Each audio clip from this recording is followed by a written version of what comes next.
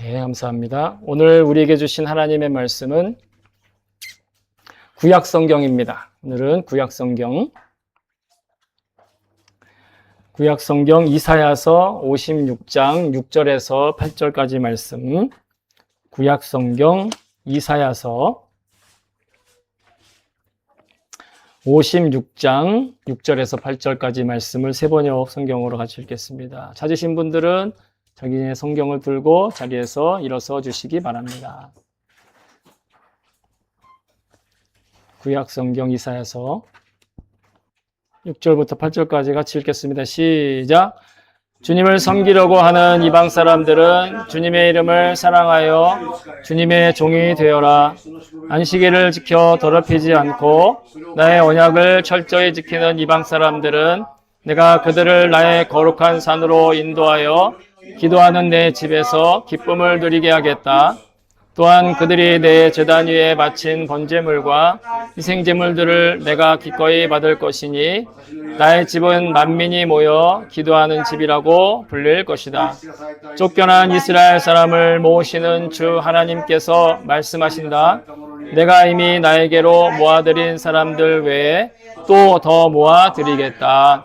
아멘. 주님의 말씀입니다. 모두 자리에 앉아주시기 바랍니다. 네, 제가 기도하겠습니다. 좋으신 하나님, 말씀을 전합니다. 하나님, 인간의 목소리로 말하고 또 인간의 귀로 듣습니다. 그러나 우리 안에 살아계신 성령님께서 우리가 하나님의 말씀을 전하고 하나님의 말씀을 들을 수 있는 귀한 시간이 될 수 있도록 주님 역사하여 주시옵소서. 우리에게 은혜를 내려 주시옵소서. 주님의 자비하심과 긍휼하심으로 우리를 지켜 보호하여 주시옵소서. 말씀이 들리는 시간 되게 하시고 들릴 뿐만 아니라 내 마음 가운데 씨앗으로 심겨지는 시간 되게 도와주시옵소서. 30배, 60배, 100배의 결실을 맺을 때 우리가 하나님을 찬양하게 하여 주시옵소서. 이 시간을 우리 마음을 빼앗기는 모든 것들로부터 보호하여 주시고 생각과 또 모든 우리의 자세가 하나님이 기뻐하시는 모습이 될 수 있도록 붙잡아 주시옵소서. 감사드리며 예수님의 이름으로 기도합니다. 아멘. 아멘. 할렐루야. 감사합니다. 잘 들리십니까 이제? 요거聞けますか? はいはい。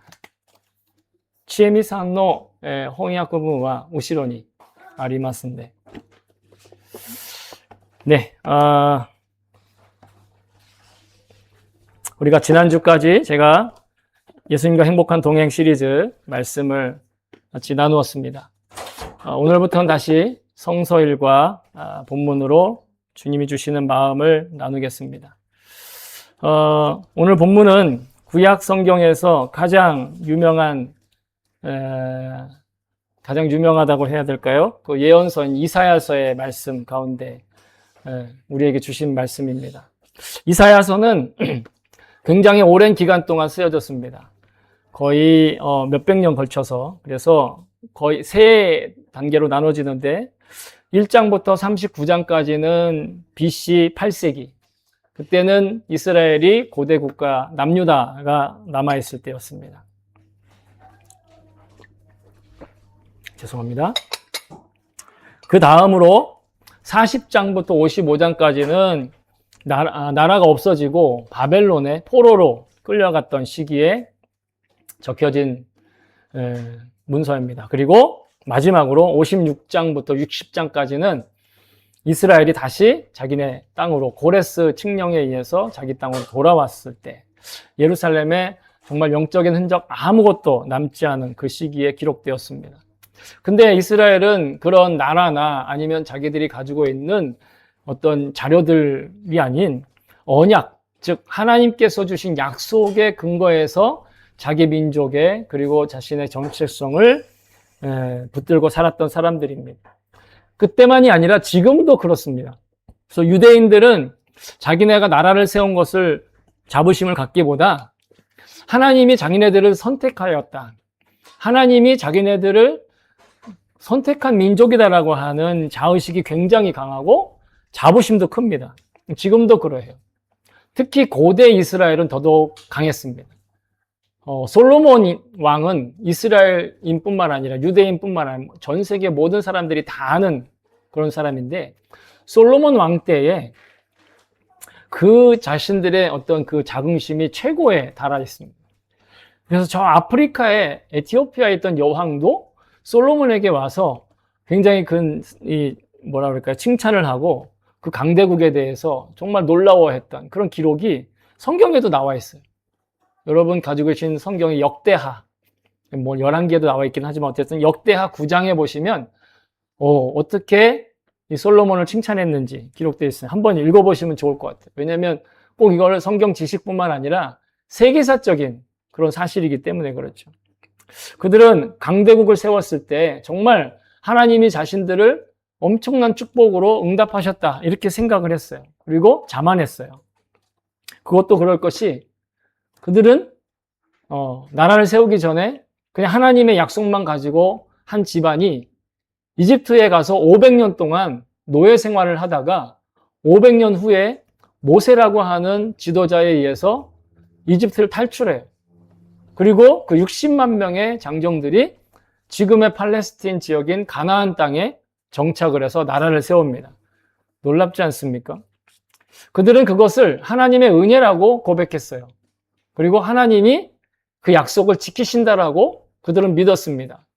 그 근거가 되는 구절이 여러분 이 신명기의 말씀입니다. 같이 읽어볼까요? 이 말씀은 우리에게도 적용되는 말씀인데 같이 읽습니다. 시작.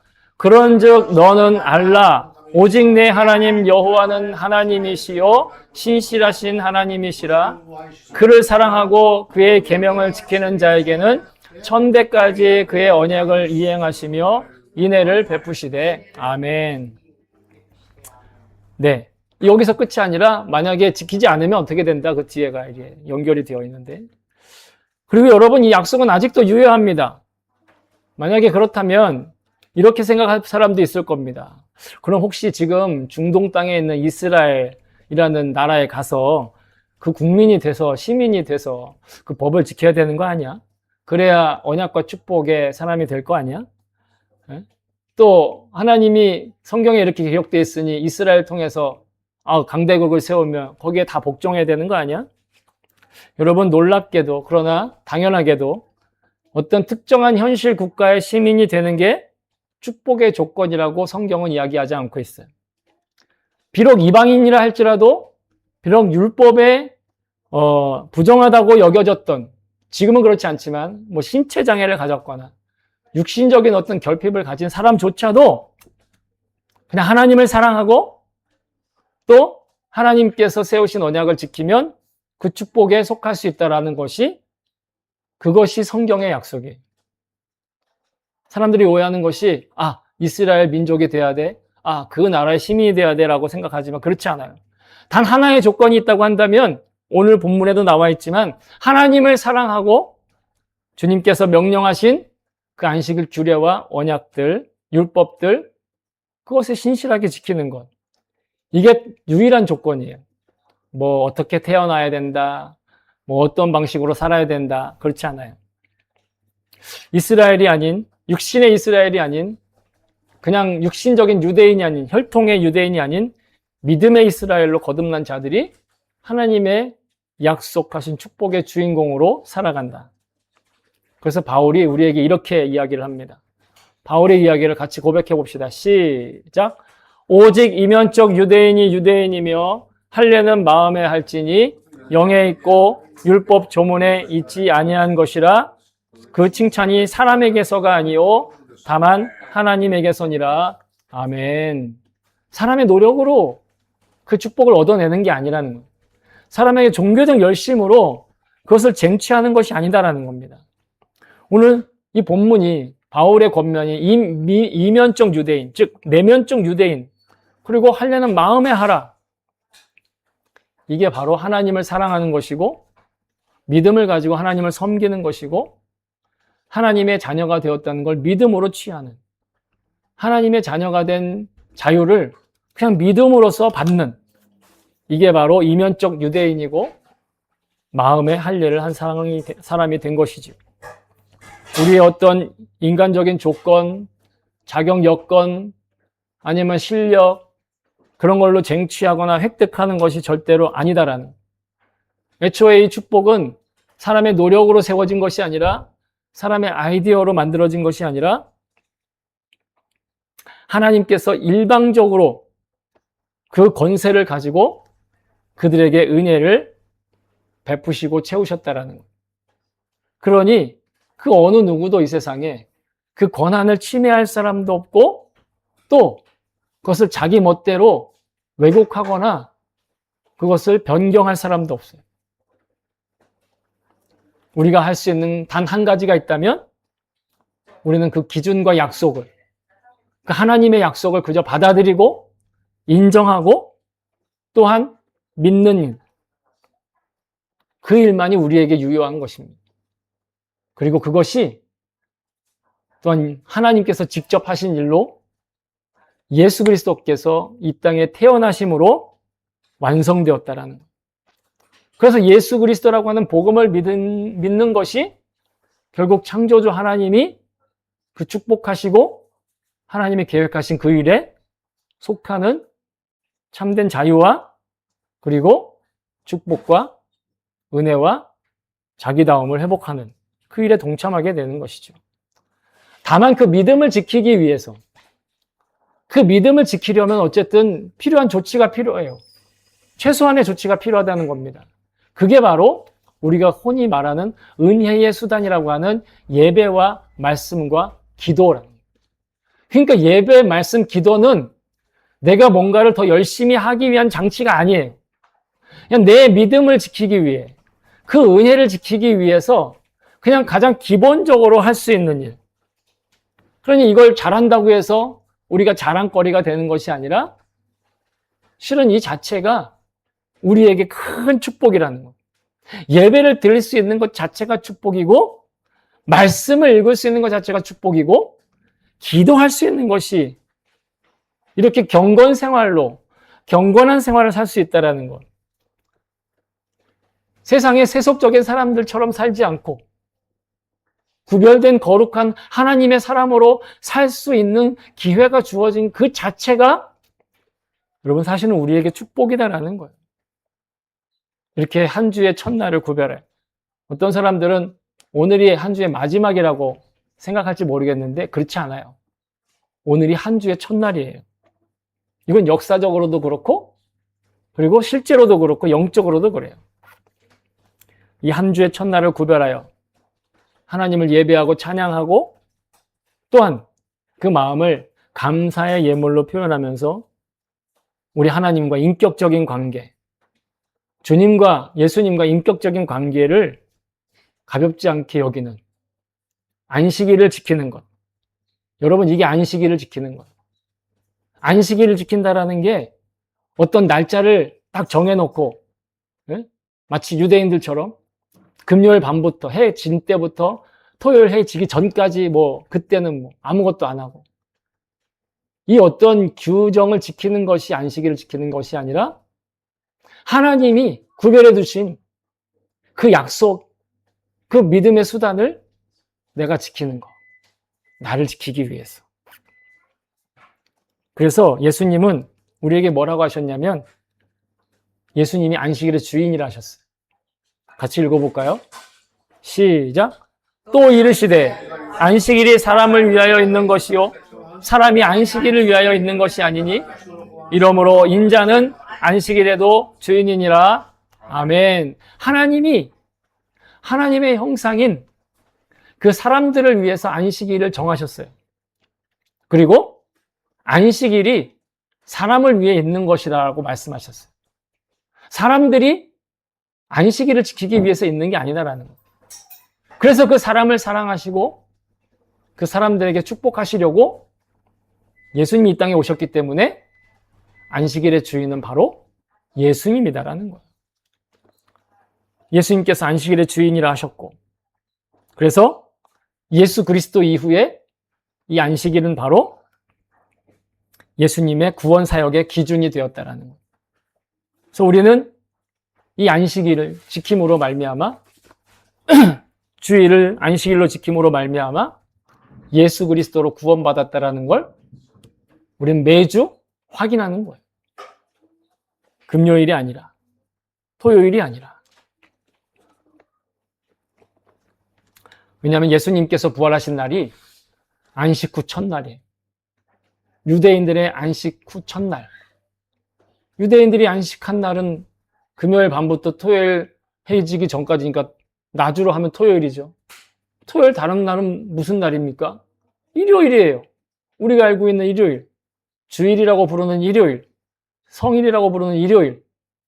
여러분, 근대 이전의 역사에 사람들이 뭐 정해놓고 뭐 일주일 정한다든지 어떤 날을 구별해가지고 전 세계 사람들이 쉬었던 날이 없어요.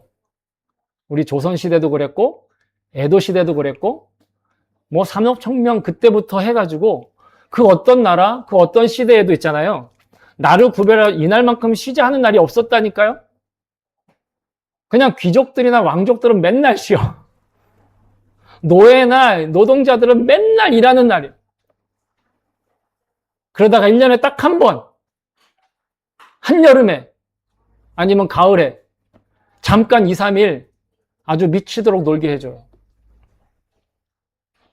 아주 그냥 열나게 놀게 해줘요. 열이 나도록. 열이 뭐죠? 피버예요. 그래서 열나게 논다? 페스티벌이 생긴 거예요. 여러분, 페스티벌의 어원이 피버예요. 열나게 논다는 거예요. 1년에 한 2, 3일 열나게 놀고 나머지 350일을 죽으라 일하는 거예요. 이게 노예의 삶이고 이게 그냥 평범한 삶이었어요. 왕족이나 귀족들은 1년 내내 놀아요. 우리나라 조선시대 양반들도 그랬어요. 에도시대 사무라이도 그랬어요. 일하는 날 쉬는 날이 구별되어 있지 않았어요. 역사적으로 그래요.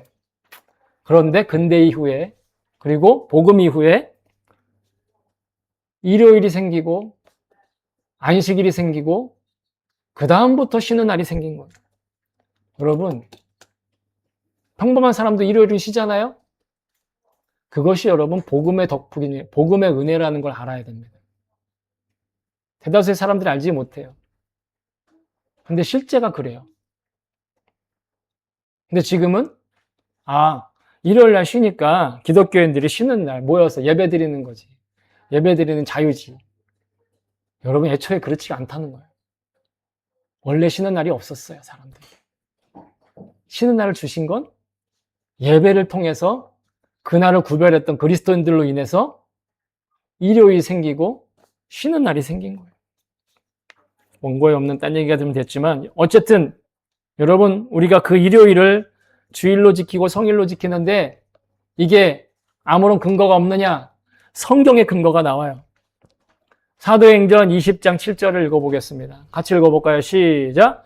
그 주간의 첫날에 우리가 떡을 떼려 하여 모였더니 바울이 이튿날 떠나고자 하여 그들에게 강론할세. 말을 밤중까지 계속하며 주일날이에요. 그 주간의 첫날이에요. 이 기준이 뭐냐? 안식 후 첫날이에요. 그러니까 지금으로 따지면 일요일날 사람들이 모여서 떡을 뗍니다. 밥 먹었다는 뜻이 아니에요. 성찬을 나누고 예배를 드리고 그리고 바울이 계속 말씀을 가르쳐요. 강론했다. 밤새도록. 그러다 한 청년이 2층에서 떨어져 죽는 사건이 발생하잖아요. 근데 그 청년을 다시 사도 바울이 숨이 돌아오게 하죠. 그 에피소드가 사도행전 20장에 나와요. 기적을 얘기하고자 함이 아니에요. 주의를 잘 지켜야 살아난다 이 얘기가 아니에요. 역사적으로 안식일을 그리고 그 안식일로 인해서 일요일이 탄생했다라는 거예요. 쉬는 날이 탄생했다라는 거예요. 그러니 우리는 이날 당연히 예배하는 거예요.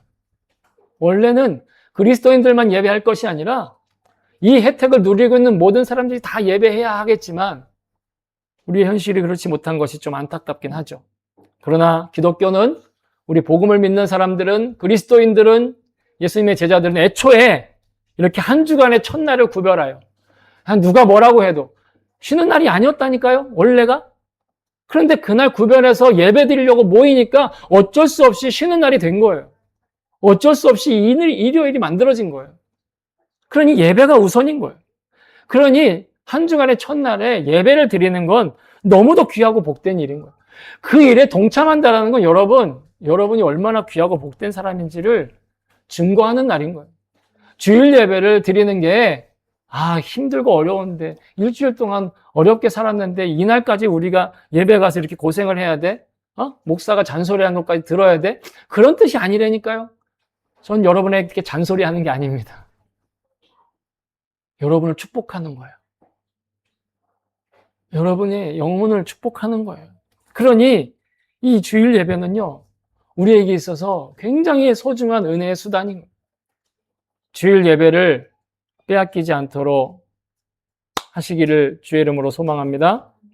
그리고 나서 7절에 이어지는 말이 뭐냐? 7절 후반절에 보면 하나님의 집 곧 성전이 만민의 기도하는 집으로 불리게 될 것이다. 성전이 이제는 그냥 단순히 거룩하게 구별되어 있는 그냥 거룩한 어떤 하나의 건물이 아니라 만민이 기도하는 집. 근데 여러분, 이 성경이 아까 처음에 이사야서가 세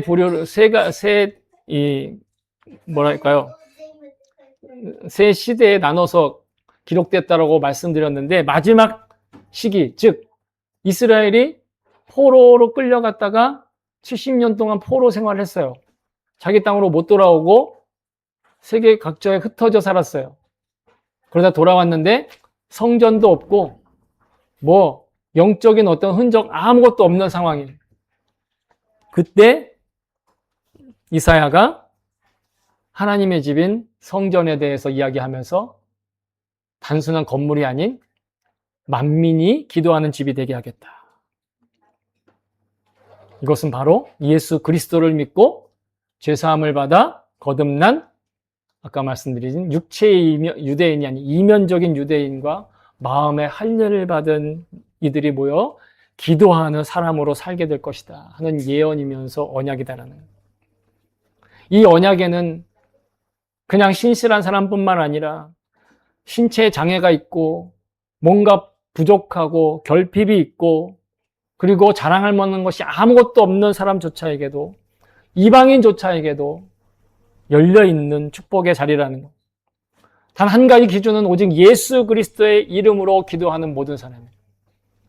예수 그리스도가 그 기준이기 때문에 그래요. 왜냐? 예수님께서 제자들에게 이렇게 약속하셨어요. 이것도 같이 한번 읽어볼까요? 시작! 너희가 나를 택한 것이 아니요 내가 너희를 택하여 세웠나니 이는 너희로 가서 열매를 맺게 하고 또 너희 열매가 항상 있게 하여 내 이름으로 아버지께 무엇을 구하든지 다 받게 하려 함이라. 아멘.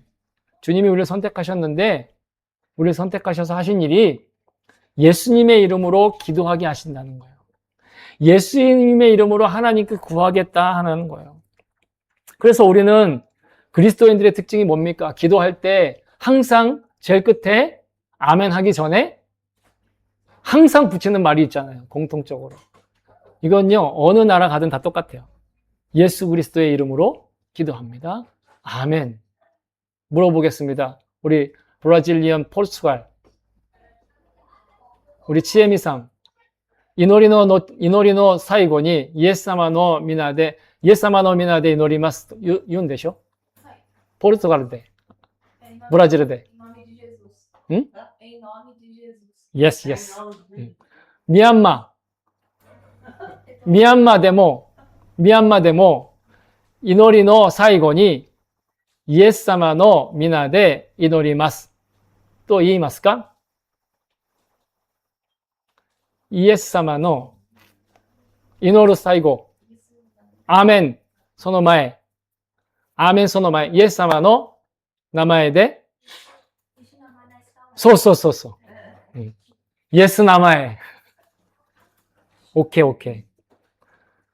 우리 교회에 이런 외국 사람들이 있는 게 도움이 돼. 실제로 그렇잖아요. 우리만 예수 이름으로 기도하는 게 아니에요. 브라질에서도, 미얀마에서도, 아프리카에서도, 미국에서도. In Jesus name. 왜요? 이걸 붙이지, 이렇게 기도하지 않으면 우리는 단순히 기원하는 사람이 돼요. 여러분, 기도라는 말은 원래 불교에서 왔어요. 그래서 불교 암자 같은 데 보면 있잖아요. 기도 도량 뭐 이렇게 써 있어요. 자기네들도 기도한대요. 네? 무당들도 기도한다고 그래요, 말로는. 그들의 기도와 우리의 기도의 결정적인 차이가 뭡니까? 그들은 비나이다, 비나이다. 해주세요. 이렇게 되었으면 좋겠네. 네? 사람들이 별거에다가 대고 다 기도하잖아요. 떠오르는 태양에도 기도하고, 일식이, 아니, 뭐, 개기월식이나 일식이 있을 때 기도하고, 나무에다가도 기도하고, 돌에 가다가도 기도하고. 그런데 항상 끝이 뭐예요? 그렇게 되었으면. 그렇게 되기를 바랍니다. 근데 우리는 어떻게 기도합니까? 그걸 원합니다. 예수님의 이름으로 기도합니다. 아멘. 예수님의 이름으로 기도한다라는 거. 그 기도만 하나님이 들어주시는 거예요. 우리가 만약에 예수 이름으로 기도하지 않는, 바라는 것, 그냥 내가 원하는 것, 그냥 내가 이렇게 됐으면 좋겠네. 아, 이러면 얼마나 좋을까 하는 그 모든 건 여러분, 솔직히 기도가 아니에요. 하나님께, 아, 그냥 이렇게 됐으면 좋겠어요. 이런 건 기도가 아니에요. 그 뒤에 반드시 예수 이름으로 기도해요. 그렇지 않으면 뭐가 되느냐? 우상숭배가 되는 거예요. 비나이다, 비나이다가 되는 거예요. 카미다노미가 되는 거예요. 카미다노미가 되는 거예요. 예수 이름으로 기도하지 않으면. 그럼 목사님, 예수 이름으로 기도하면 우리 집에 막내가 매일, 전에도 그런 예화를 드렸죠. 우리 집에 막내가 매일 저녁 때마다 어떻게 기도한다고요? 하나님, 맛있는 밥을 주셔서 감사합니다.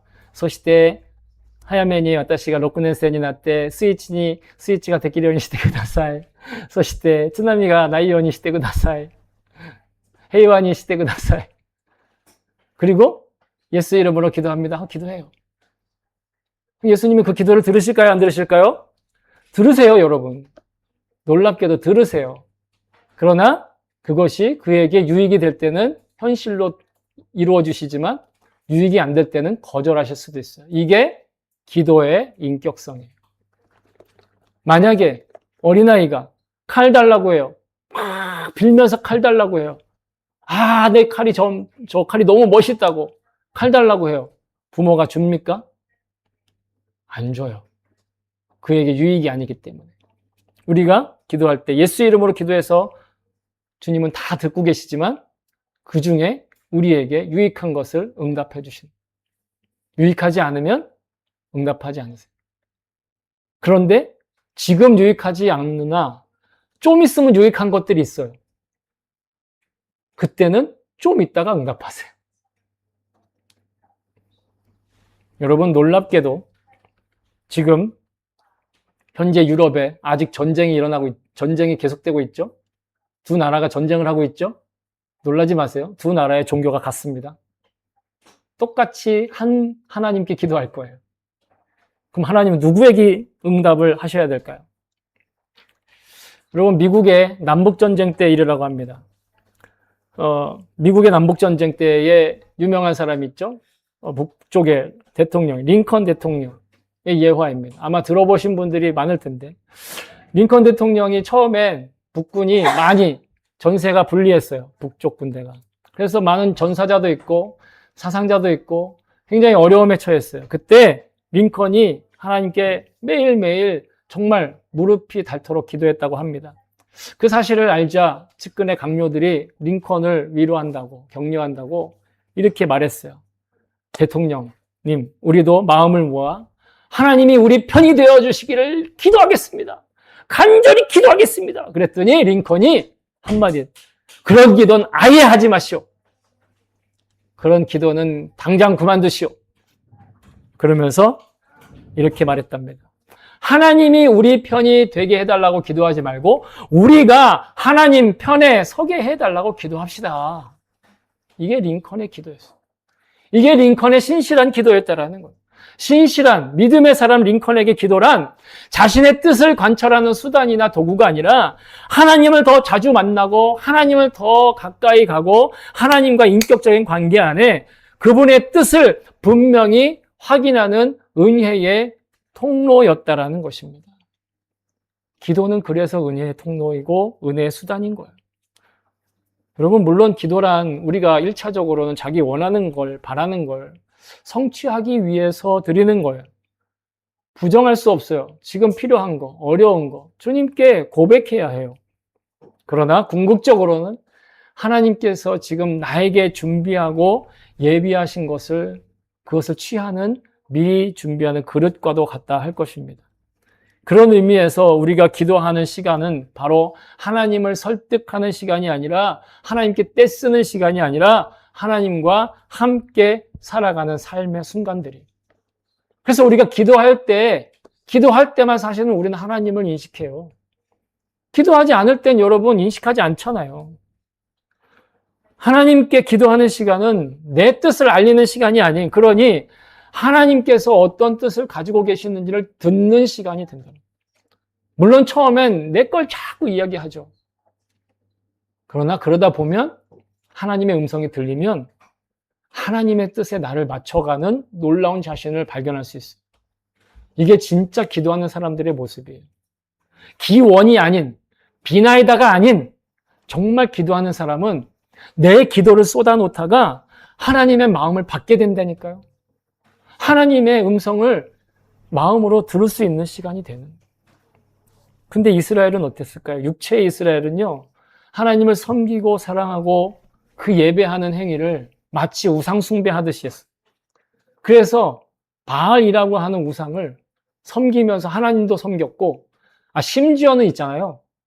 바알에게 하나님이라고 한 적도 있어요. 바알을 하나님이라고 했던 적도 있다는.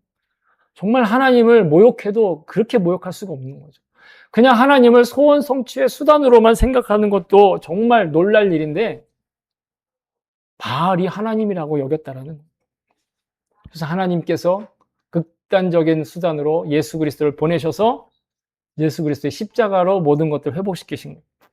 그러니 우상숭배에 절어 있는 우리가, 우상숭배가 너무도 아주 그냥 친근한 우리들이 예수 그리스도 이외에 다른 구원의 조건과 복음의 길은 없다라는 거예요. 예수님이 십자가에 달리시기 전에 예루살렘 성전에 올라가셔서 그러한 형태를 보셨어요. 그리고 그 분노를 표현하신 적이 있으세요. 같이 읽어볼까요? 시작. 예수께서 성전에 들어가사 성전 안에서 매매하는 모든 사람들을 내쫓으시며 돈 바꾸는 사람들의 상과 비둘기 파는 사람들의 의자를 둘러엎으시고. 아멘. 이게 단지 성전에서 장사했다는 그 뜻이 아니에요. 성전에서 실제로 멀리서 온 사람들을 위해 깨끗한 예물, 흠이 없는 예물을 드리기 위해서 이런 돈을 받고 대신에 이걸 대행해 주는 사람들이 있었어요. 그거는 예배를 돕기 위한 일이었어요. 아주 현실적인 거였죠. 근데 그것이 어느 순간 변질되어서 이 성전에서 그 일어나는 활동들을 기득권들이 자기의 입속을 채우는 행위로 바꾸기 시작한 거예요. 다시 말해 하나님을 예배하는 걸 우상숭배로 바꾸기 시작했다는. 그래서 예수님이 그 상을 뒤엎어 버리신 거예요. 그래서 예수님이 그 성전 안을 난장판으로 만드셨다라는. 그러면서 그들에게 이렇게 말씀하셨어요. 같이 읽어볼까요? 시작. 그들에게 이르시되 기록된 바 내 집은 기도하는 집이라 일컬음을 받으리라 하였거늘 너희는 강도의 소굴을 만드는도다 하시니라. 아멘. 오늘 이사야가 고백했잖아요. 성전도 없고 아무것도 없는 그 상황에서 예언하기를 이제 나의 집, 즉 하나님의 성전은 만인이 기도하는 집이 될 것이다 라고 불릴 것이다. 그런데 여러분, 바울이 그래서 우리에게 이렇게 말씀하십니다. 같이 읽어볼까요? 시작. 너희는 너희가 하나님의 성전인 것과 하나님의 성령이 너희 안에 계신 것을 알지 못하느냐. 아멘. 우리 안에 성령님이 계시다라는 것. 아까 이면적인 유대인이 유대인이라고 얘기했어요. 믿음으로 하나님을 사랑하는 것, 그것이 우리의 진정한 구원의 길이라는 거예요. 그리고 나면 우리는 성전이 되는 거예요. 왜? 건물의 성전이 아닌 우리 마음 안에 누가 와 계세요? 성령님이 와 계시는 성전이 되는 거예요. 그래서 우리는 성도라고 부르는 거예요. 우리 서로를 성도라고 부르는 일. 성전은 곧 만민이 기도하는 집이 될 것이고 성전이 된 우리는 바로 만민이 기도하는 집과 같은 존재가 될 거다. 그래서 우리는 모든 일상이 기도로 채워진 삶을 살 수 있다라는 거예요. 그냥 단지 기도 시간에만 기도하는 사람이 아니라 일상 가운데도 늘 기도로 살아가는 사람. 그래서 바울이 이렇게까지 얘기하는 거예요. 같이 읽어볼까요? 시작. 쉬지 말고 기도하라. 이 쉬지 말고 기도하라 그러면 어떤 사람 놀래기도 하고 자신이 없는 사람도 있고 마음에 낙심되는 사람들 물론 있을 거예요. 저는요, 이 구절 때문에 교회를 못 나온다는 사람도 봤어요. 이거 너무 심하잖아. 네? 너무 심하잖아. 쉬지 말고 기도하라니. 일하기도 부족한 시간에. 그런 사람들 솔직히 있더라고요. 그럼에도 우리는 쉬지 않고 기도하는 사람, 기도로 충만한 사람, 기도로 사는 사람이 될 수 있다. 하나님이 약속하셨으니까. 어떻게 해요? 여러분, 그래서 주님과 동행하는 거예요. 그래서 주님을 바라보는 거예요. 그래서 나와 동행하는 주님을 인식하며 살아가는 거예요. 우리가 이 예배당에 나와가지고 함께 기도하고 계속 기도하면 참 좋겠지만 꼭 그럴 필요는 없이 우리 일상 가운데 성전 되신 예수님이 성전이 된 나와 함께 기도로 만민이 기도하는 집으로 살아가는, 그게 바로 주님을 바라보는 것이고, 여러분, 그게 바로 주님과 인격적인 관계를 맺는 거예요. 주님과 인격적인 관계를 맺는다고 해서 어떤 사람은 자기가 무당이 된 것처럼 신내림 받은 것처럼 환청을 듣고 그래야 주님과 인격적인 관계다 이런 얘기하면서 예수님한테 함부로 얘기하고 하나님을 인격 모독하는 그런 발언도 서슴지 않는 그런 황당한 일이 있는데, 그게 인격적인 관계가 아니에요, 여러분. 인격적인 관계는 뭐냐? 끊임없이 소통하는 관계가 인격적인 관계. 거리와 상관없이, 시대와 상관없이 끊임없이 내면에서 소통하는 관계. 여러분 아마 어렸을 때 정말 잊지 못할 추억의 사람들 많이 있을 거예요. 그죠?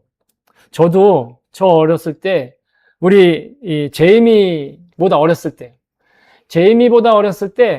제가 저희 아버지가 서울 시내 양복점을 하셨는데 그 월세를 준 건물이 주인집이 그 안쪽에 살았어요. 그래서 주인집 주인집 아들인데 그 형이죠. 초등학교 형이랑 매일 같이 붙어 다니면서 재밌게 놀고 정말 가족처럼 지냈어요. 그때만 해도. 근데 우리가 이사를 가고 관계가 끊어지고 하니까 더 이상 관계가 사라지는 거죠. 그 형을 다시 만나면 참 좋겠지만 다시 만날 수 없어요. 소통이 끊어진 거죠. 근데 여러분, 우리 인생에는 이런 일들이 너무 많아요. 허무한 만남들이 너무 많죠. 그런데 그럼에도 불구하고 계속해서 소통이 이어지고 계속해서 대화가 되고 계속해서 마음으로도 연결될 뿐만 아니라 대화가 연결되는 사이가 있죠. 끊어지지 않는 관계. 저도 한국에서 일본에 온 지 20년이 이제 되었는데 저희 어머니하고 저는 1년에 한두 번 연락할까 말까. 그래도 만나면 우리 어머니고, 그럼 어쩌다 한번 대화를 해도 대화가 돼요. 왜 그렇죠? 인격적인 관계가 맺어져 있기 때문에 그래요. 예수님도 마찬가지예요, 여러분. 예수님이 환상 가운데 내 눈앞에 보이지 않고 예수님이 육신의 목소리로 나한테 얘기하지 않아도 상관없어요. 왜? 나는 항상 늘 주님과 함께 소통할 수 있으며 주님을 바라볼 수 있으며 주님께 기도할 수 있으며, 여러분, 그것이 인격적인 관계. 인격적인 관계가 없으면 주님의 말씀을 듣는데 거리낌이 생겨요. 그러나 인격적인 관계가 있으면 어떤 말씀을 하든 그 말씀을 달게 듣는다는, 그 말씀 그대로 살 수 있든 없든 상관없이. 그러니 우리가 쉬지 말고 기도하라는 건 뭐냐면 어떤 특정한 다른 행동도 하지 말고 그냥 기도하는 것만 계속 반복해라, 그 뜻이 아니에요. 내 안에 살아계신 그 성령님을 늘 인식하고 내가 구원받았다면 내 안에 성령님이 있다는 것을 분명히 받아들이고 믿고 마음에 품고 그 마음에 합당한 행실로 자신을 지키기 위해서 하나님과 소통하려고 하는 마음을 갖는 것, 하나님과 끊임없이 연결되어 있는 것, 그대로 사는지요, 못하는지는 그건 별개의 이야기예요. 그렇게 빠지면 그게 율법주의가 되는 거예요. 그렇게 잘 살 수도 있고 못 살 수도 있어요. 그러나 주님을 바라보는 걸 할 수 있잖아요. 주님을 부르는 걸 할 수 있잖아요. 주님이 나에게 함께 계신다라는 걸, 그걸 인정할 수는 있잖아요. 그러니 우리는 기도하는 사람 정도가 아니라 이제 그 기도 그 자체의 사람이 되는 거. 그게 바로 기도의 집, 만민이 기도하는 집으로 살아가는 것이. 그 만민이 기도하는 집의 주인공으로 우리는 거룩한 성전의 정체성을 가지고 그 태도로 하나님을 섬길 수 있는 거예요. 그리고 하루에 하루만큼만 살아가면 돼요. 하루에 이틀치 살지 않아도 돼요. 그리고 주님이 주신 예언의 말씀, 그 말씀을 듣고 내가 어떤 출신이냐, 내가 어떤 실력을 가졌냐, 내가 어떤 행위를 했느냐, 잘했냐, 못했냐, 그거와 상관없이 지금 언제나 나의 삶에 임재하고 계시고 나를 바라보고 계시고 내가 잘하든 못하든 내 곁에 계시는, 나와 인격적인 관계를 맺고 계시는, 나의 모든 죄를 사하여 주신 그 주님의 사랑과 은혜를 정말 우리가 평생 실감나게 누릴 수 있기를 소망합니다. 사랑하는 성도 여러분, 복음이란 유일하신 우리 구세주 예수 그리스도를 믿고 하나님을 전적으로 사랑할 수 있는 축복과 자유를 누리는 사람다운 삶에 대한 약속입니다. 예수 그리스도를 통해 복음을 약속하신 그 하나님께서 오늘도 우리를 만민이 기도하는 집으로 부르고 계십니다. 그 말씀은 건물로서의 성전이 아니라 성령님께서 거하시는 우리의 삶을 향한 풍성한 축복에 대한 계획이고 또한 선포고 선언입니다. 그러니 쉬지 말고 기도하라는 말씀은 지금 언제나 나의 안에 살아계신 주님을 의식하며 그분과 그 손을 잡고 동행하라는 초청이 되는 것입니다. 그리스도와 인격적인 관계를 맺고 살아갈 때 우리의 삶은 예배가 되고 또한 기도가 됩니다. 여러분 이번 한 주간도 주님을 바라보며 하루에 하루만큼만 살아가실 수 있기를 정말 마음으로부터 응원합니다. 그 삶이 하나님께서 기뻐하시는 거룩한 성전의 삶이고 만민이 기도하는 집으로 살아가는 그런 믿음의 순종이 될 걸 저는 믿습니다. 그래서 이번 한 주간만이 아니라 언제까지나 주님 앞에 다시 만나는 그날까지 예수님과 동행함으로 행복한 저와 여러분 되실 수 있기를 다시 한번 주님의 이름으로 축복합니다. 아멘.